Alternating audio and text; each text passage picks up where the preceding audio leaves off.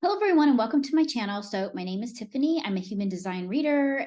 I'm a planner enthusiast. I'm a tarot enthusiast. I'm many things, okay? So today I decided to do something a little bit different than I usually do. I decided I wanted to interview my manifestor friend.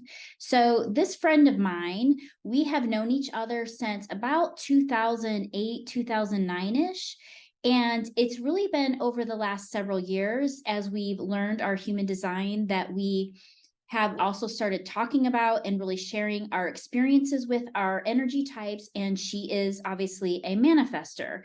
And since I am not a manifester, this is my perfect opportunity to ask some questions that I think might help other manifestors out there, because my friend has really been in this place where she has really been experimenting with, leaning into, and learning to really live in alignment with her design. Of course, she doesn't do it perfectly because none of us do, but I just really wanted to ask her some questions. So some of the things we talked about was, what does it really mean to be a trailblazer?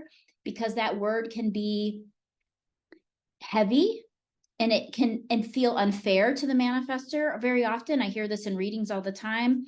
We talked about what her splenic authority sounds like. We've talked about what it's like to inform other people. When are people receptive to the things you're informing them about? When are they not receptive? We also talked a little bit about selective aura, or the repelling aura, and her experience with that, and how she's interpreted that over her lifetime, and how she sees it now, and how she manages to that now. And we're both in our 40s, so we've lived a little bit of life. So anyway, I hope you enjoyed this interview, and I hope you really find this conversation helpful. Okay, so Andrea, I have several questions for you, but we're going to keep this chat like super casual, and wherever it goes, it goes. And I'm like super excited to talk to you about this, because we have been talking on voice message, on text, about your human design and my human design and how it's showing up in our life. And then we listened to Jenna's podcast, my human design podcast, and they were like, did you hear this thing, this and this and this and this? And so it's like we've been comparing notes back and forth, and it's been really fun to do that with somebody in my life, because first of all, you're a manifester, so you're different than me. Your energy type's different than me. And it's been really fun to watch how your authority and your strategy and your living your design, and us exploring and really leaning into that and practicing that every day has been like, I'll give you one example that I was cracking up about this week. So when you were texting, you went to go see the Barbie movie. And like, you came home and you were immediately informing me, here's Barbie movie, you got to see these reviews, it was the best thing ever, right? And so it was like fantastic that you were, and I was like, Andrea's informing me, I love it. So anyway, so I guess the first thing I want to ask you though, and this is not a question I sent you, but when you first found out you were a manifester, like, did it resonate with you? What did you think? Did it feel right? It resonated with me, but I was a little bit overwhelmed too, because I had, you and I both talked about, we followed the Myers-Briggs trail, went down that trail, and it was a lot of, I didn't completely grasp what that meant. And as a kid, I will tell you, I always played small, and I always felt like I was kind of weird or different because I wasn't a follower. Didn't see myself as a leader either. I would just I had different, if I had an interest in something, I'd kind of jump that way or this way. But so it's, since we initially did that initial reading years ago, and then as I've learned more, and you and I have kind of listened to Jenna's podcast and kind of bounced ideas back and forth and kind of aha moments, I feel like I've come to fully embrace and be like, okay, this is definitely me. I can go back and look and see things in my childhood and growing up that kind of resonated. I will tell you, I was thinking this morning as I was preparing for us to meet, I was thinking about when it was like my second year of teaching, I had an administrator, and he had said to me, you have a lot of leadership potential. You need to stop playing small and kind of embrace being bigger. And at the time, I played very small. I played it all growing up in my 20s. even some in my 30s. And I was like, he does not know what he is talking about. He is out of his mind. And I think too, being a manifester as a kid, and for me, growing up in a home where I was a sole manifester, like in a religious, super strict religious home where kind of differences, being different and not conforming, are viewed as a negative, it was hard. So I played small. I didn't embrace who I was because it was easier to not be seen or heard than to embrace it and face ridicule or rejection. Yeah, and I would imagine with your chart specifically, and I'm going to be pulling your chart up as when I edit this video so we can show different aspects of it. But if I remember correctly, because you've sent me the charts of your family members, you only have three, I believe it's three energy centers defined and as a manifester, and everyone else has all kinds of energy centers defined, including the emotional energy center, the solar plexus energy center. And what was interesting is when you and I first started talking, I hope I'm not putting your words in your mouth, but let me know. I remember you saying, I always used to think that I was too emotional or overly emotional, when actually you have an open emotional center. And that's something that can happen to people who have an open emotional center, is when they're around people who have defined and colored in emotional centers, they're picking up on all that energy and then they're expressing it and they're kind of riding on it and they think they're overly emotional and they're really not. So tell me a little bit about that and how you've come to terms with that. And growing up in a home with people with that defined, I mean, my parents had it, my sister had it. I was told I was too sensitive over and over and over again. And I'm like, oh, I must be too sensitive. And it made me feel like I felt like there's something wrong with me because I'm like, oh my gosh, I don't know why I'm too sensitive. Like, and I used to get frustrated too with it because I felt like who I wasn't being seen. It was kind of like they were viewing me as kind of a reflection of them. And as I've learned more about my design and gotten way more in alignment, I'm able to step back now. And when I'm around somebody that has, like in a work situation, similar to what I had this year, I can step back and remove myself and be like, I'm not going to take ownership of this. This is not mine. But it's taken a long while to kind of get there, especially I think maybe if I'd grown up in a home with people that there was at least a balance of somebody that had an open emotional center, maybe it wouldn't have been. Yeah, it's overwhelming. Taken so long, but I always felt like the odd one. I was told I was too sensitive, even though they all had their emotions they were processing and dealing with. But yeah. Do you think, oh, sorry. No, you're good. Do you think that, and a lot of us are guilty of this or have done this, but like, do you think immediately going from your parents' house to then living with a partner, your husband at the time, also you didn't have time to like, you didn't have time to just live in your own aura, right? Because you were always like taking on something from other people, right?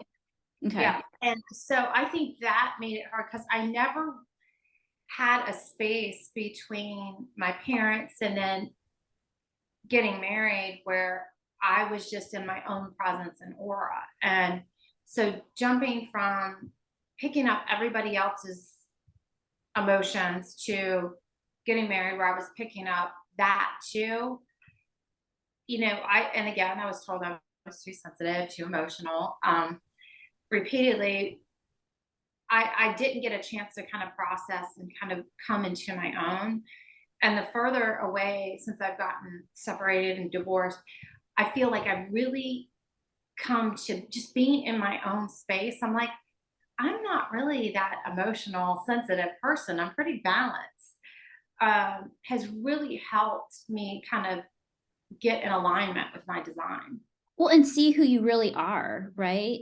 Yeah. Like, it has to feel good. Do you feel like you've been able to let go of that language, that shadow, or are you still working on that? I feel too like sensitive. I feel like, especially over the last year, I've been able to, because I don't see, the further I've gotten out away from my divorce, I feel like just living in my own presence and living with my son and his girlfriend living with me. And it's pretty calm in our house, and realizing I'm not over emotional, I'm not sensitive, and kind of it's helped support me in embracing who I am and kind of letting go of that terminology of too emotional, too sensitive. Of describing yourself in that way. Yeah. That's awesome. That is amazing. I love that. All right. So I'm a manifesting generator. So I'm obviously not a manifester. And you can imagine, as like a human design reader, you intellectually know what to tell energy types about their energy type, but I'm not living it, right? And that's one of the things I've really valued about, I value many things about our friendship, but that's one of the things I really value is you share your manifestor experience with me. And it's been such an education for me when I'm talking to manifestors and doing readings. One of the things that comes up that I just love your take on it, and it's your take, it's not, set in stone or whatever, but it's not textbook, right? But I will be talking to manifestors, and there's a lot of language out there in the human design space that says, manifestors, you are here to be a trailblazer and start fires and open doors for people, and just like be this person that creates movement and momentum in certain directions. And I've had manifestors say to me, like, that's heavy. Like, this girl just wants to sit and watch some Netflix, you know what I mean? And so I would love your take on that statement, because I've really learned that at least my perspective, and you tell me what you think, is that being a manifestor, yes, you do open doors for people, for the other energy types, through informing, which we can get into some examples that you've experienced even just this summer. But can you tell me like what you think about that language, and how you think it does relate to you and your experience, and how it doesn't relate, and maybe what you think they actually mean when they say that, when the human design gurus say that? I think for me, and I probably a lot of manifestors, I think trailblazer, fire starter, those kind of things almost are repulsive. Not that the human design reader is trying to intend that, because I think a lot of us felt like misfits growing up, and I'm like, it feels heavy because it feels like, well, this is another thing that kind of makes me not fit in. Right. And I think the other piece of that is typically when we think of trailblazers or fire starters, we think of people that are going to become, invent something, be a Richard Branson, or, Elon Musk making a car, or a president or something like that. And you're like, well, I'm not, that's a lot to put on me. I prefer the term innovator, because innovator to me is more collaborative. Mm-hmm.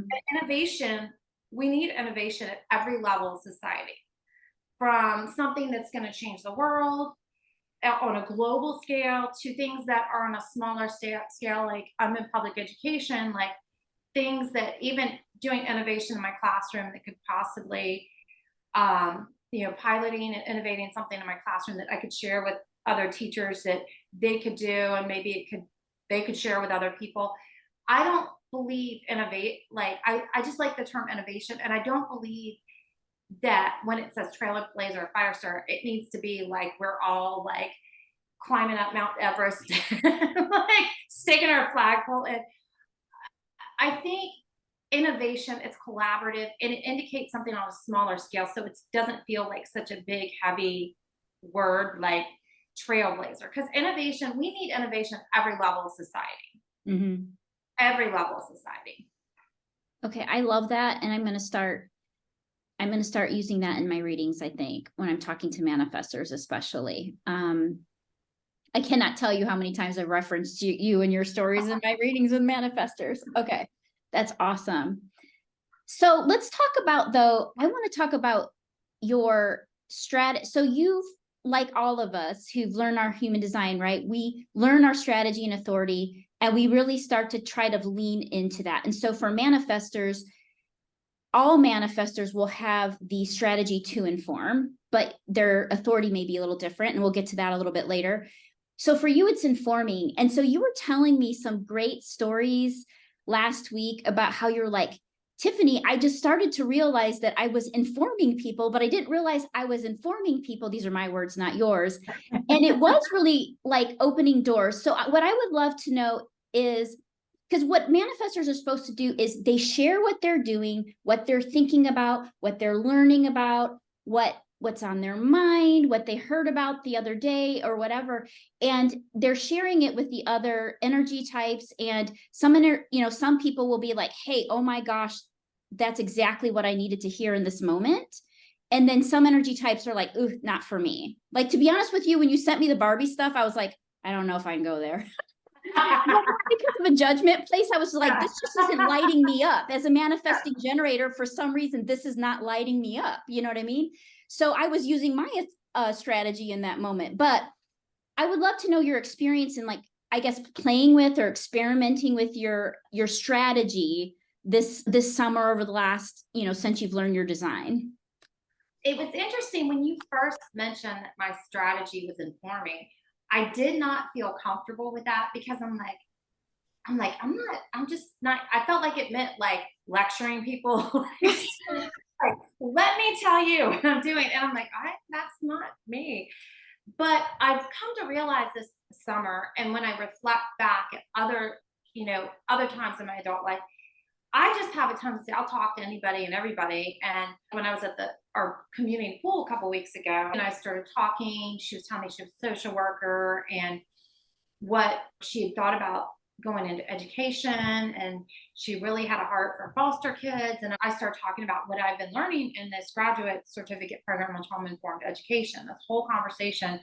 And she was like, you know what? I was thinking about getting my doctorate, but she goes, I just didn't know, and I was feeling kind of down, and talking to you kind of inspired me. I'm going to go back and get my doctorate so I can go help these foster kids. And so I've had things like that, or simple things like when I started volunteering for a domestic abuse nonprofit and for this dolphin organization that protects marine mammals.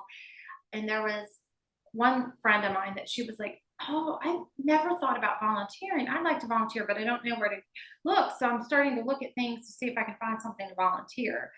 When I was in Maryland, and I could see online, read a story about some national park to go hike or state park. And I would just, the next morning I'd get up and I'd go. And I may post a picture on social media. And then I'd have a couple days later, a friend text me, okay, where was that place you wanted to go? I've never heard of that and I want to go. And it wasn't that I was lecturing. I just got excited and I'd share about it. Right.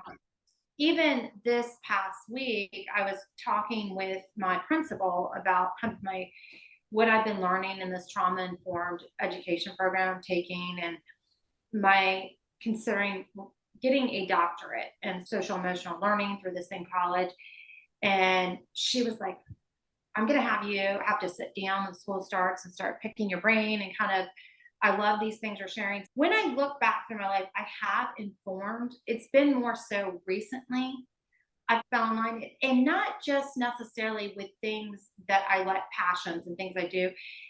It can be simple as, I had a phone call with a colleague yesterday, and that's going to be kind of a supervisor, so to speak, over me, and had a conversation just informing her about ideas I had for the year, and other things that I was learning. And it was very productive and went really well because I was sharing. I didn't come in like a bull in a china shop and set boundaries. I was just like, okay, I'm sharing. These are visions I have for my school year. This is how I'd like some support on this. And that it ended up going really well.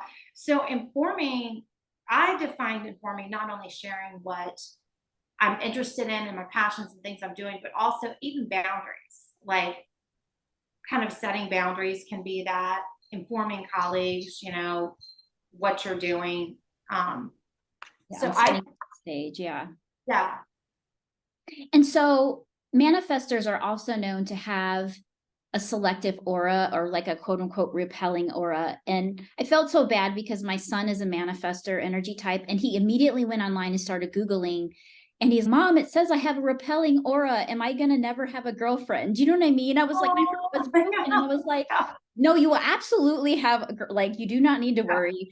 But when it comes to informing, I witness you like opening doors for people, especially when you're sharing stories like that. Can you also share like times when people are like, ooh, not for me? And like maybe how you interpreted that in the past versus how you interpret it now that you know that maybe that it's just not for them versus, I mean, did you I, take it personally in the past? in the past, I would take it personally. Not that I needed them to do what I was doing or was Right. interested in, but there were times when if I got kind of oh, I would never do that.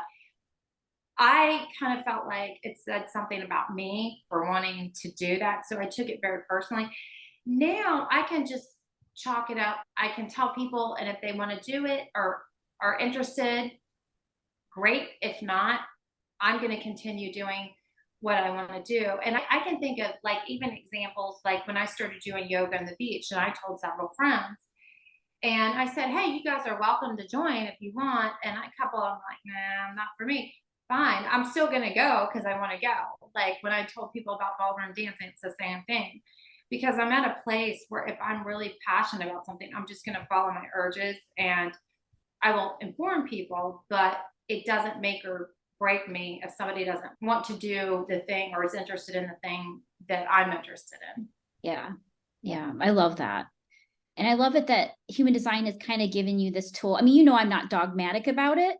I am not like dogmatic about human design, but at the same time, I'm like continually surprised when, well, crap, that's in that person's chart. And then like things come up that really validate it. And one of the things that came up very early on when I remember when you were going through some hard times like a couple years ago, and you kept just saying to me, and this, we had talked about human design, we had done your chart, but at that time you weren't really actively, I would say, experimenting or really leaning into your design, right?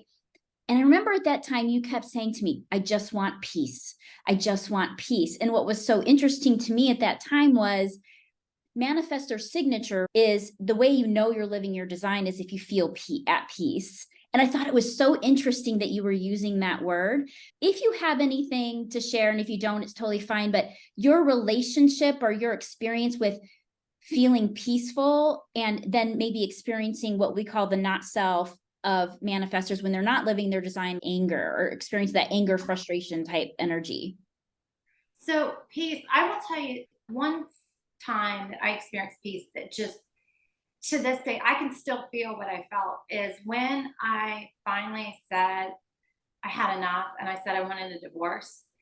Even though I knew it was going to be hard, this peace washed over my body. It was like a full body thing. So that was the first time probably in my adult life I remember experiencing that feeling. But I also like the place I live now, where I was because the rent was raised on the other place I was living, and through manifestation, I someone helped me, said, hey, I found a place for you. And as soon as the day I moved in and I walked in here, this peace came over. It's just the bright windows, the layout, everything. It just felt like, I'm like, this is home. I feel at peace. Doing things like when I've done ballroom dancing and when I'm in my classroom and I'm doing what's best for the kids, I feel peace. Being in my home, doing activities I like, and it's a full body experience Yeah. when I have it. Now, the anger, and especially that difficult, the challenges I had a couple of years ago, for me, the anger, when I think, I know I wasn't living in my design, but I'd come out of a situation, left a situation that I wasn't allowed for most of my adult life to really embrace my design. But so I wasn't living my design at the time, and I felt like very angry because I felt like I had no say or control in what was going on around me. And I was very angry. I was upset. I was journaling, a lot of angry journal entries. So I think to me, peace comes as a manifestor when you kind of, and this is something I've learned to do in the years sense that challenging situation, as I've come in more alignment, is when I let go of trying of things I can't control. I'm just like, I'm going to embrace this, and I'm just going to ask the universe to guide me and give me clarity. And I'm going to live in my design. I'm going to inform, and use my strategy. And I think that's when I'm able to turn the anger around into peace. Mm-hmm. Nice. That's interesting. That's so interesting. So the last thing I want to talk about, and then I can just open it up if there's anything else that you want to say, and then otherwise, or we can just end this, but you have splenic authority. And so I have been fascinated by you and I know I probably haven't articulated this because you can't see my face, where you were doing voice text and things like that, but I'll be like, oh my gosh, I can so see the splenic authority just happening in like real time. But so you have splenic authority. So splenic authority happens in the now, in the moment. It comes very quickly. And I've witnessed you as we've talked, and the words you will say to me are like, this is a full body hell yes. Like, and I was just like, you go girl, because the spleen is this quick hit in the now, right? And it is about the body. It's like the oldest energy center. So tell me a little bit about your experience with how your authority shows up for you, even because sometimes, is it always the full body hell yes, or is it sometimes a quieter voice? That's another thing I'm kind of curious about. And so how does that show up for you? Sometimes it's quieter, but it's always a help. I can feel it in my body when it shows up. Like, I had over spring break, I told you I'd read that book by Dr. Bruce Perry about trauma.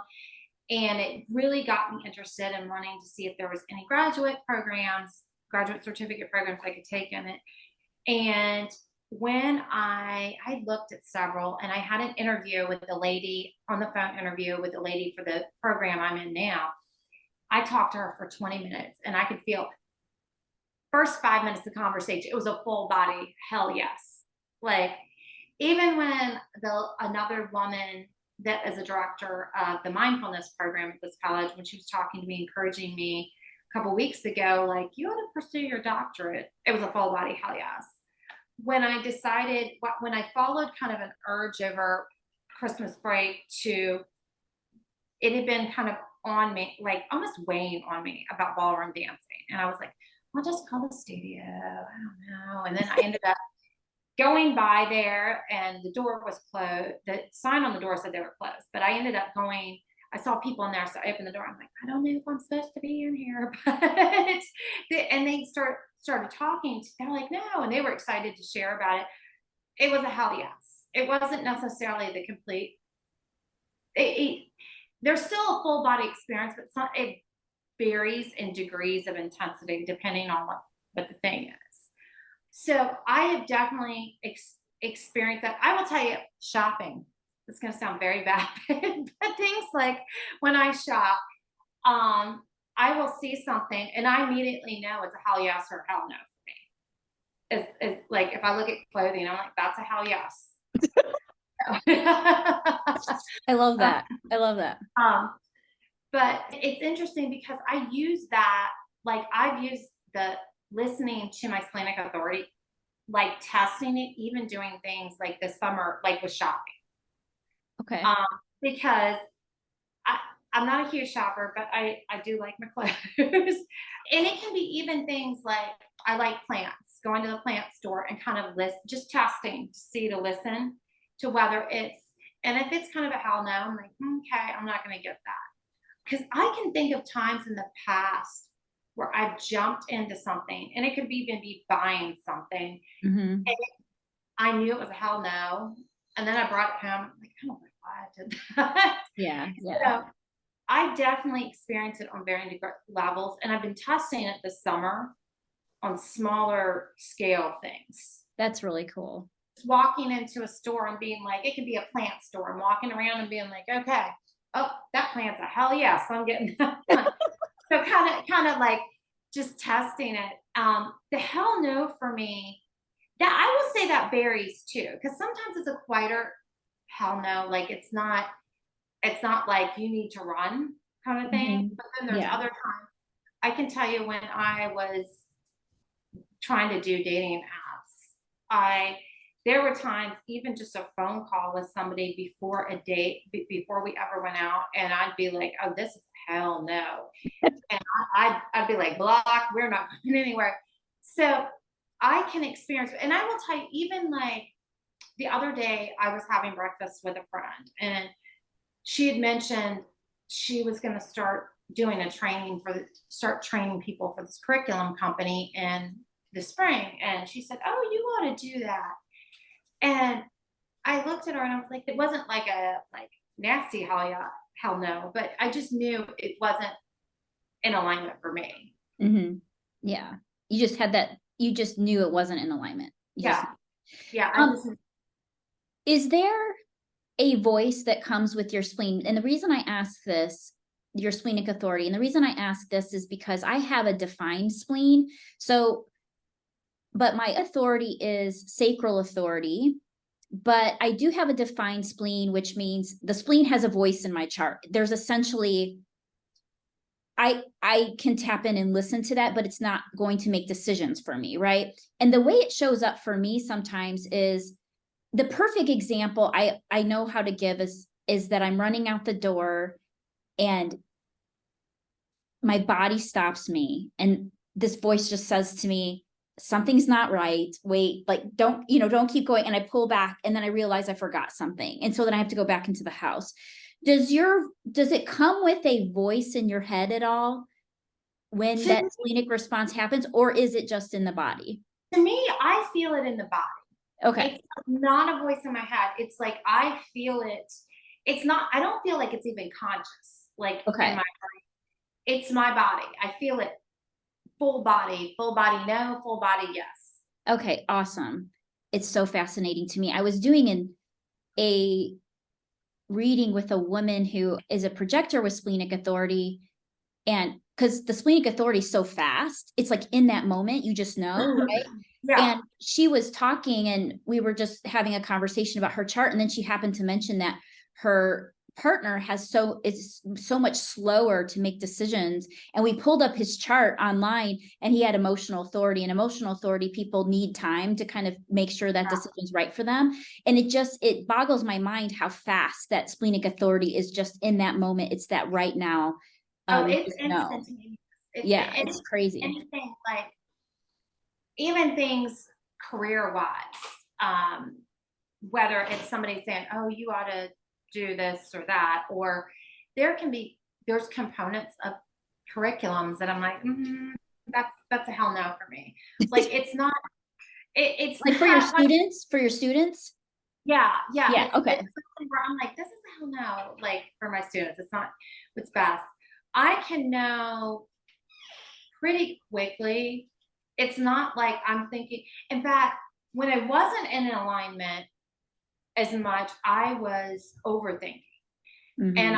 I would overthink and overthink and think. I would get the feeling it was kind of muted, I think, at that point because I wasn't in alignment. And I would overthink. And then I'd listen to it could be my parents who don't have that authority telling, oh, well, you should do that. I think they're both all emotional authority, but you should do this or you should do that. And it didn't necessarily feel that that's what I should do. But then I also wasn't living in alignment. So I felt kind of pulled to do this or that. And you weren't trusting your own instincts, Yeah, essentially. I wasn't trusting my own instincts. Now I can say whatever the situation is and just say, no, I'm like not doing this, or yes, okay, let's do it. Yeah, that's awesome. All right. Well, those are all the questions I have for you. Do you have anything else you want to share about being a manifester? And if you don't, it's totally fine. I'm trying to think because I said it's so ridiculous. I wrote down Well, look at your notes. Yeah, I'm curious. oh, you the selective aura. Yeah. Mhm. Something I wanted to bring that up because I find with me, I can tell because we have that repelling aura, Right. but I can tell when people are kind of, and Jude probably has this too, like your son, that are attracted into our aura. But when I find that people are repelled, I get more reserved and I don't try to inform or use my strategy and authority. I find it's best to not even bother because it's almost exhausting trying to, when you know somebody is not in alignment, like your your auras kind of are like this. I used to try and get those people to like me because it would bother me so bad. Like it would bother me like, why don't they like me? Like I would think, well, I'm gonna be a people pleaser and I'm gonna try to like Right. I've gotten to the point now where I can look at that and be like, I'm just not gonna wait. I will be friendly, but I'm not gonna waste my time and energy. I'm not gonna share things with you. I know you're not that you're not gonna be even interested in what I have to say or do. So I have learned to do it because I used to take it really personally, really, really personally. Like it was a me issue. Like, oh my gosh, what is wrong? I could have like 10 people that like me and the one that is repelled. I'm like, I've got to work harder to get them. How do I win them over? I've got to win them over. I'm never to like things they like, so they'll like me.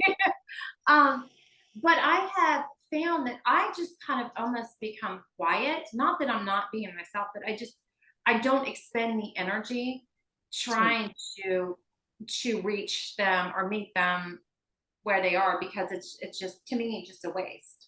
Right. It's so I love that because so when you're saying that when you meet somebody new, or because I've heard you talk about like when new teachers will come in and out of your workplace or whatever, but or new people, do you sense right away there's a, Oh, I sense like, that's energetically you sense it? energetically. I sense it's like within the first 5 minutes. I sense instantaneously whether it's a repel or it's like Wow.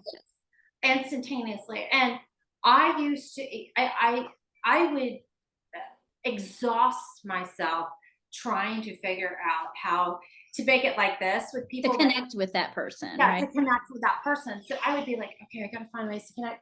Oh, I really like your shirt. Oh, you listen to that band? I just listened to them the other day. Like it was ridiculous. It was like now I'm like, I'm not, because I look at it too, like if we repel, they're not in alignment anyway for me. Right. And Exactly. it's not, it's an energy drainer, and I'm not going to expend that energy trying to get them to connect with me. But I spent a lot of my adult life overthinking and worrying about it and being like, I don't know what I need to do. I haven't been mean. I haven't been nasty. I don't know why we're not connecting, whether it's in the workplace, neighborhood, or whatever.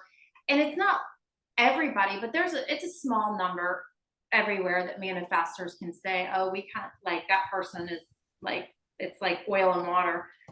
But I have stopped doing that. And it's just more like, I'm not going to be cordial, but I'm not going to expend the energy trying to form a connection that will never form. Like, what percentage would you say of people you encounter? Is it like 10%? I would say And if it's hard to quantify, it's fine. it depends on the situation. Like, there's, I think probably in school, maybe 10% Yeah. in school.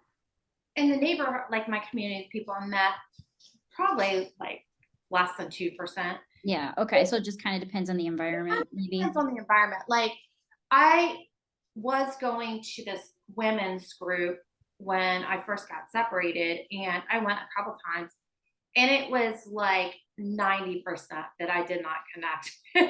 And I stopped going because I was like, I can't do this. Yeah. But interestingly, I ended up meeting a really great woman through this, and we became great friends. She stopped going too eventually, but it did, to me it's situational. It's depend on where I am and the people who are in. Like if I'm doing an activity, if I decide to do an activity that was completely out of alignment for me just to kind of fit, it's going to be the majority. Oh, got it. Yeah. Okay. It's going to be the majority. When I'm doing things that are in alignment, even like ballroom dancing, there's probably like 5% Yeah. there I don't connect with.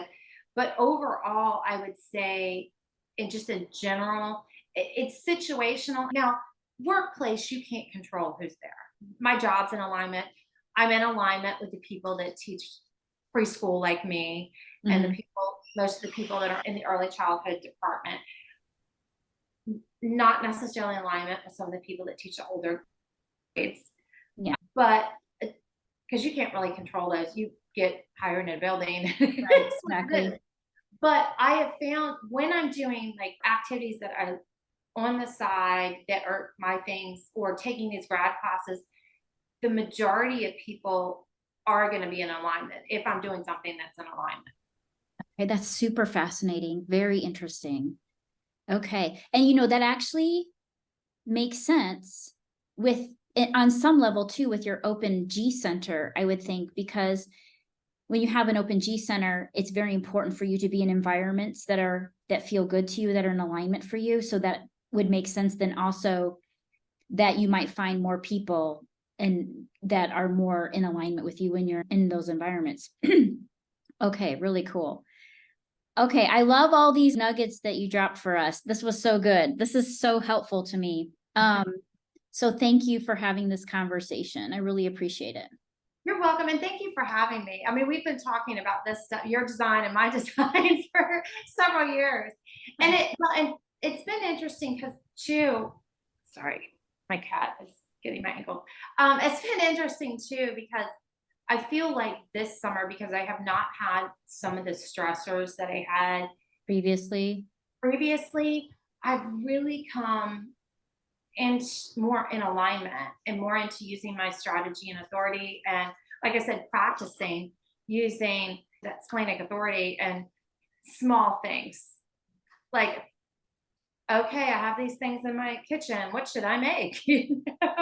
right, right. Yeah, even like using it for small things like that. So I've felt more in alignment this summer with my manifestor design than I have ever before. Yeah, and I noticed that, and you've inspired me because you've also scared the shit out of me. I'll be honest, because I am currently in a job that is draining my life, my vital life force, and is not in alignment for me. It's not lighting me up as a manifesting generator. And so I'm like watching you manifest things like left and right. And I'm like, holy crap, she's like attracting all this stuff. And I know there's still things you're working on attracting into your life, but like, I'm thinking to myself, I really need to get rid of this job somehow. So or start doing work that's in alignment for me, because I think then that will really start come into place, because you and I both know, because we listened to Jenna's podcast, the more you can live your strategy and authority, the more things just start to come into place. And that's exactly what I've been seeing with you. And I'm seeing it happen with you on a large scale, and I'm watching myself be kind of feeling stuck and things like that. So I just think, I don't know, it's very inspiring. It's So been a long so can we see the kitty, the kitten right there? Yeah, let me go grab it. Okay. So this was a full body hell yes, I will tell you. I went to go see, took my 18-year-old son and his girlfriend to there's this farm, they do goat yoga, and then they have animals you can go and pet. And they had found this kitten, and they're like, it's orphaned, it needs a home. Granted, I already have 3 cats, but as soon as I saw it, it was a full body hell yes. Yeah. And you have to bottle feed this one, right? Yeah, I had to bottle feed him because he was probably only 3 weeks. Oh my gosh. So Teeny, I had to teeny. bottle feed him. I had to kind of keep him away from the other cats because he was so tiny and they weren't really happy. There was a new one in the house. But they're all doing really, really well now. So, but yeah, that's another example of a hell yes for me. It would have been a hell yes for me too. Yeah. All right, cool. Well, thank you so much. You're welcome.